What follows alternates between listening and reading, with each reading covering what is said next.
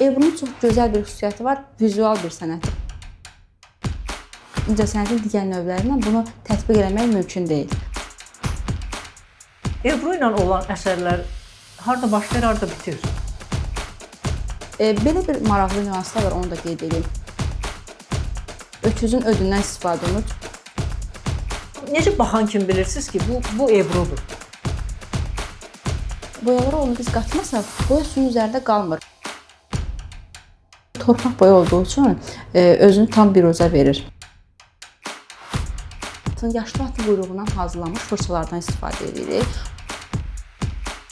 Ebru ilk başlarda cildləmə sənəti kimi istifadə olunur. Bu sahədə müəyyən qədər inkişafa ehtiyac var.